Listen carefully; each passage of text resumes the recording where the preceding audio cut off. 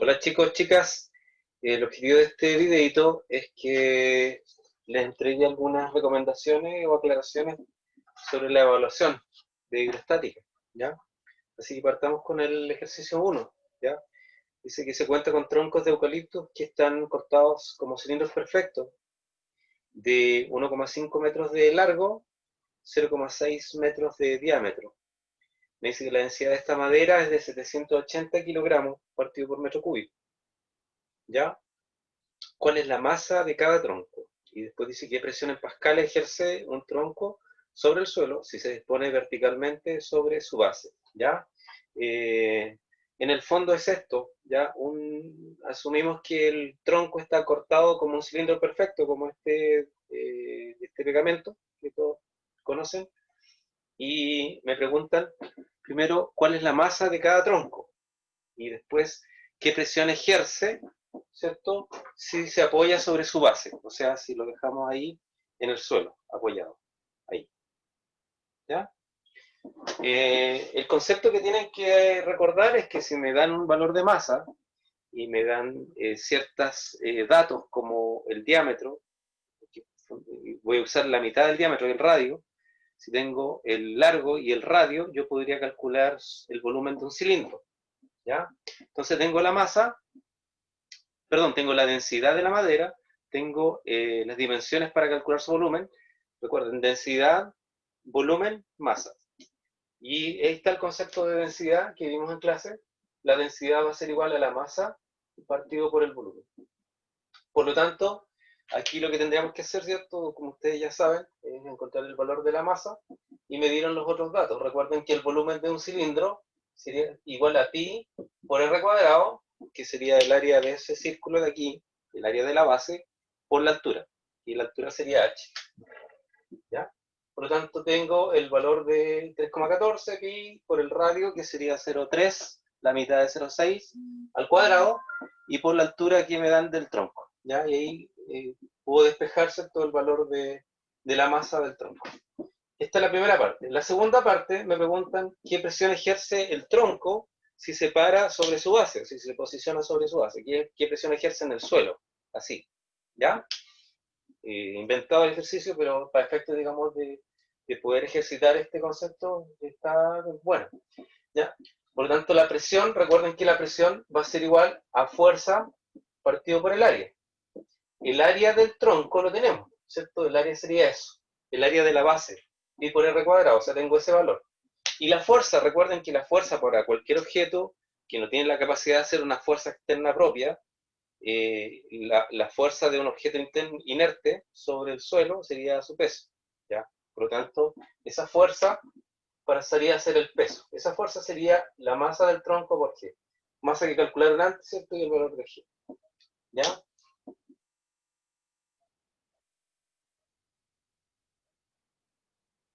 Miren, acá aparece algo interesante. Si ustedes reemplazan después con el tiempo, y en la clase teórica lo vimos, masa es densidad por volumen, ¿ya? Y esos dos valores también los tenía. Y volumen es área por altura. Entonces podríamos llegar a que ese cálculo se simplificaría y quedaría densidad por G por H.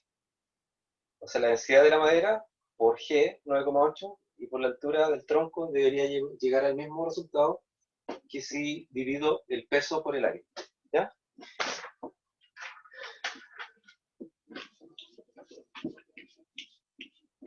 Vamos al 2. Ejercicio 2. Ya, voy a siempre guiarlos para que ustedes no tengan dudas, ¿cierto? Y traten de resolver una buena prueba, pero tampoco les voy a dar todo hecho, ¿ya? Salvo algunas consultas que se repitieron, ¿cierto? En el mail y que sí conviene quizás que las desarrolle más para encauzarlos al desarrollo correcto del ejercicio, ¿ya? La 2 dice, un buzo táctico bucea a 40 metros de profundidad en el mar, ya me da la densidad del mar. Aquí hay presión manométrica y aquí hay presión absoluta, está sometido. Ya. Recuerden que lo que yo les decía en la clase teórica, una persona que lamentablemente sufre un accidente de buceo, ese accidente o la acumulación de nitrógeno va a ser dependiente de la profundidad y del tiempo de buceo, esa profundidad H de buceo, ¿ya? Entonces las presiones a las que está sometido, uno debe conocerlas y en base a esa profundidad puede calcularla, ¿ya? Porque después el procedimiento de recuperación es simular esa presión en una cámara hiperbárica en el peor de los casos, ¿ya? Y en el mejor de los casos lo que hacen sus compañeros es bajarlo a la profundidad de buceo, si es que está en condiciones, y hacer la descompresión gradual. Ya recuerden que el accidente o el mal de buceo se produce cuando el buzo, por cualquier motivo anómalo, ¿cierto? Se le rompe la manguera, ¿cierto? Se le tapa el regulador, lo que sea, y debe subir de golpe, y no alcanza a descomprimir, no alcanza a liberar esas burbujas acumuladas de nitrógeno que tienen comprimidas, que tienen reducidas en volumen por el efecto de la presión. ¿Ya? Entonces me preguntan qué presión manométrica y qué presión absoluta percibe o está sometido a esa profundidad, y la profundidad era de 40 metros. ¿Ya? 40 metros. Recuerden que la presión absoluta o total sería la suma de toda la presión que hay arriba, ejercida por la columna de aire, que sería la presión atmosférica, más la presión debida a esta columna de fluido, a esta columna de agua que hay acá, ¿ya? Y esa presión de la columna sería la presión manométrica, ¿ya? Es decir, se me piden la presión manométrica y la presión absoluta. La presión manométrica, que podemos representar por ahora como P sub man, la presión manométrica va a ser la densidad del fluido, agua de mar, tienen el valor, ¿cierto? Hay 1030, por G y por la profundidad a la que está buceando. Esa es la presión manométrica. Y si a la presión manométrica le sumo la presión externa o superficial, que en este caso es la presión atmosférica, eso nos da la presión total o absoluta, ¿ya? Y lo que ocupamos, ¿cierto? Ahí sería la ecuación fundamental de la hidrostática, que la presión total o absoluta va a ser igual a la presión externa, P sub 0, que en este caso es la presión atmosférica, más la presión debida a la columna de fluido, que sería densidad del agua de mar, por G, y por la profundidad en el mar, a la que esté buzo, ¿ya? Esa es la presión a la que está sometido el buzo, ¿ya? Recuerden que si uno sube en altura, hay menor presión. Por eso que los aviones a la inversa se presurizan, ¿ya? Para simular la presión que tenemos a nivel del mar. Por eso es que cuando hay una pequeña fuga, se despresuriza el avión, bajan la mascarilla, ¿cierto? Para entregar más oxígeno. Ahí se produce el efecto contrario. Hay una presión menor a la presión atmosférica. El ejercicio, la segunda parte del ejercicio 2 es hablar sobre el mal de presión, y ahí yo di algunas características que también mencioné recién y que es bueno que las elaboren, ¿cierto? Las redacten bien y investiguen un poquito, y ahí me elaboran su respuesta, la redactan bien bonita, concreta, y ahí la pueden hacer ustedes solitas. ¿Ya? El ejercicio 3 es donde más consultas hubieron y dudas, y eso me parece lógico, porque había que usar un recurso matemático, ¿ya? Pero como yo les tengo fe, yo asumía de que matemáticamente estaban bien con los logaritmos naturales y cómo trabajarlo y las propiedades.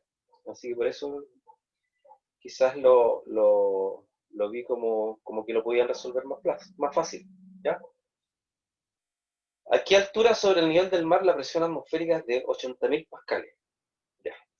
Recuerden que la presión varía en forma exponencial, disminuye en forma exponencial con la altura, bajo la expresión que sería P igual a P sub 0 por E elevado a menos H partido por 8,55. Ese es todo el exponente. Esa altura está en kilómetros y la constante igual. Ya. Si me preguntan a qué altura y me dan los otros valores, yo tendría que aplicar alguna propiedad del logaritmo. ¿Ya? Aquí. En este caso, la presión P es la presión que está, a la que está sometido a esa altura H, ¿ya? La presión dependiente de la altura H, que va disminuyendo, por eso el exponente negativo. ¿Ya? Tenemos la presión a la que está sometido a esa altura. P sub 0 es la presión atmosférica a nivel del mar, los mismos 100.300 pascales. Y el número E es el número de Euler, el neperiano, ¿cierto? H es la altura expresada en kilómetros, ojo, y ese es la constante, ¿cierto? Dependiendo de las características del aire, y que igual está en kilómetros, ¿Ya? ¿Para qué? Para que esto es solamente un número y esto está expresado en unidades de medida de presión. Miren, primer acto, si yo quiero despejar H, me conviene pasar ese P sub 0 al otro lado. Entonces me queda P partido por P sub 0 va a ser igual a E elevado a menos H partido por 8,55. ¿Ya? Y aquí puedo aplicar una propiedad de los logaritmos, ¿cierto? Que es, aplico el logaritmo natural de E y el objetivo es poder echarle mano al exponente. Entonces nos queda que si aplico el logaritmo natural, a los dos lados de la ecuación, obviamente, para que esta igualdad no cambie, me queda logaritmo natural de P partido por P sub 0, y eso va a ser igual a logaritmo natural de todo este término, E elevado a menos H partido por 8,55. ¿Ya? Y aquí viene la magia matemática, en que yo podría aplicar una propiedad de los logaritmos, que cuando tengo logaritmos de una potencia, el exponente lo puedo pasar delante del logaritmo, ¿cierto? Y me queda multiplicando al logaritmo. Entonces me quedaría que logaritmo natural de P partido por P sub 0, tal cual, va a ser igual a, ojo, esto lo voy a pasar delante, el exponente. Entonces me queda menos H partido por 8,55, y eso por el logaritmo natural de. Recuerden que el logaritmo de natural, su base es E. Entonces yo tengo que pensar a qué número tendría que elevar E para que me dé todo esto. Entonces, como la base es E, todo esto es 1. ¿Ya? Entonces todo ese término es 1. O sea, puedo prescindir de ese término. O sea, lo podría excluir. Y ahí ya me queda algo más amigable que puedo trabajar. Entonces voy a hacer aquí una pequeña rayita para arriba y seguimos. Miren, entonces tenemos que, eso ya lo puedo calcular porque tengo los valores, pero me conviene quizás cambiar el signo. Si yo multiplico por menos 1 esta expresión, yo podría cambiar el signo a este lado y dejo la incógnita positiva. ¿Ya? Siempre conviene dejar la incógnita positiva. Entonces, multiplicar por menos 1, este signo lo paso al otro lado. Ya. Y ahí sí. Entonces ya hice esa magia de multiplicar por menos 1. Voy arriba, entonces, miren, el 8,55 que está dividiendo para despejar H, lo paso multiplicando, entonces me queda 8,55 por, esto está en kilómetros, por el menos logaritmo natural de P partido por P sub 0. ¿Ya? Y eso va a ser igual a H. Y ahí está listo, está despejado. ¿Ya? Miren, acá lo que le explicaba y que tenían alguna duda unos compañeros, ¿cierto? Que con la unidad de medida, ¿ya? Esto queda dimensional porque se cancelan las unidades, pero esto está expresado en kilómetros, ¿ya? Por lo tanto, este sería un número y esto en kilómetros, por lo tanto, la respuesta nos da en kilómetros, ¿ya? Y ojo, que cuando sucede que saca el logaritmo y este número de arriba, P, es mayor que este número cuando este número de arriba es menor que el número de acá, el logaritmo de esto es negativo. Negativo y negativo, positivo. Por eso nos da una altura sobre el eje, una altura positiva.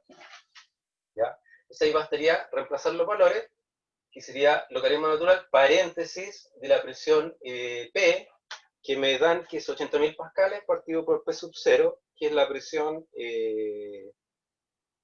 atmosférica, que son 101.300 pascales a nivel del mar. ¿Ya? Eso nos da un valor negativo, negativo, negativo, positivo. Ese valor por 8,55 debería darle como 2 kilómetros. No le cuenten a nadie, pero por ahí. ¿Ya? Y nos da la altura. Vamos con el 4 y final. El 4 yo les voy a dar algunas luces de por qué de repente hay errores en los cálculos de flotabilidad. Vamos al 4. Entonces. Ejercicio 4. Ya. Dice, se cuenta con un flotador cúbico de poliestireno, ese no hay, expandido, de 2 metros de lado, ya es cúbico, o sea, todos los lados valen 2 metros. Y la densidad del poliestireno es 25, que es un valor real. Y se arroja al agua de mar. Ya la densidad del agua me la dieron. ¿Dónde está la línea de flotación? Varios preguntaron qué es la línea de flotación. La línea de flotación consideramos como la profundidad sumergida, ¿ya? La altura desde la línea de agua hacia el fondo del flotador, ¿ya? Es decir, si yo arrojo el flotador, ¿cierto? Se cae al agua y en este caso se sumerge bastante poco, muy poco, porque es de baja densidad, ¿ya? Entonces la línea de flotación sería esto, que podemos llamar H sub S, la altura sumergida, ¿ya? En el caso de las figuras que trabajamos, que son cubos, son paralelepípedos, planchas, el volumen sumergido es el área por la altura sumergida, que es muy fácil. En el caso de las embarcaciones, que son, ¿cierto?, abusadas abajo, ¿cierto?, más delgadita abajo, no se puede calcular así, se requiere un poquito más de cálculo, ¿ya? Pero para pontones rectangulares, para objetos incluso cilíndricos, boyas cilíndricas anchas, se puede calcular de esta forma. Entonces primero dice, ¿dónde está la línea de flotación? Y recordemos aquí le voy a dar la base. Cuando un objeto está flotando, parcialmente sumergido, o a media agua, hay un equilibrio de dos fuerzas. El empuje y el peso del cuerpo. O sea, para que ese cuerpo flote, tiene que haber un equilibrio de fuerza, ¿ya? Es decir, que ese empuje, que es la fuerza que ejerce el fluido de abajo hacia arriba, tiene que ser igual al peso del cuerpo, ¿ya? Y esto de que está acá sería el volumen sumergido, ¿ya? Si yo lo tiro sin carga, obviamente que se sumerge bastante poco. Si yo lo tiro con carga, se va a sumergir más. En forma lineal va aumentando la profundidad sumergida, ¿ya? Y aquí yo les pido que pongan ojo para que vean los dos casos y después lo desarrollen solitos. Ya. Primero el empuje, me dicen que es igual al peso. El empuje es igual a mg. Ya. ¿Qué cosa es el empuje? El empuje es el peso del volumen del fluido desalojado, ¿ya? Y de ahí llegamos a una relación en la clase teórica de que uno podría decir que el empuje es la densidad del fluido, que en este caso agua de mar, por el volumen sumergido y por G. Y eso va a ser igual a la masa por G. Ya. Pongamos atención en esa masa. Esa masa, si el flotador se tira sin carga, sería M, que es la masa del flotador, ¿ya? Y yo la podría calcular. Recuerden que tenemos una pequeña ayudita acá, que la densidad es igual a la masa partido por el volumen, ¿ya? Por lo tanto, si me dan un lado del cubo, yo puedo perfectamente calcular el volumen. Un lado por el otro y por el otro, o sea, ese número al cubo. 2 por 2 por 2. Me parece que era 2 de lado, sí. ¿Ya? Entonces tengo el volumen. Me dieron la densidad del plumavit, porque este es el peso del cuerpo. Densidad y volumen, ya tengo la masa. Puedo tener ese valor, ¿ya?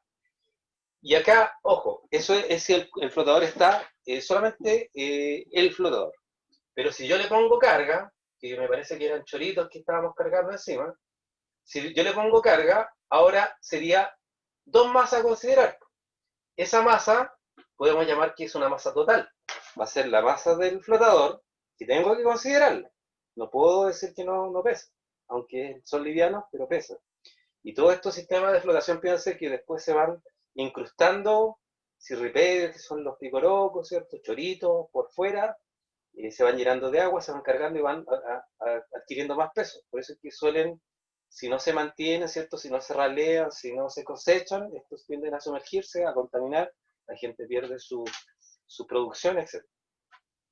Entonces esa masa total, ojo, que estaría la masa del flotador más la masa de la carga, que en este caso son choritos, en el caso de la segunda parte del ejercicio. Eso no lo olviden, ¿ya?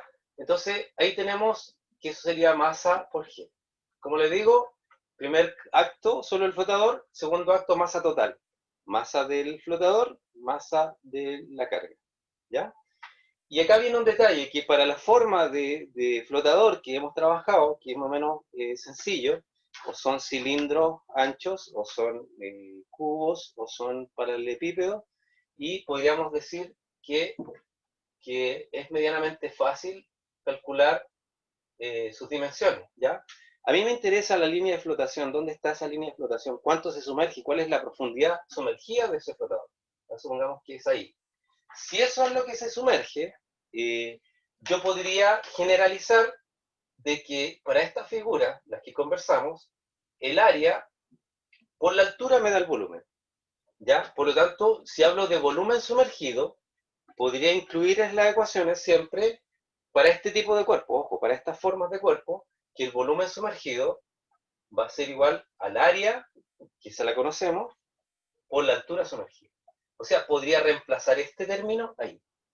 ¿Ya? Y ahí está la clave de cómo despejar su altura sumergida cuando le piden o la línea de flotación que yo les hablaba. ¿Ya?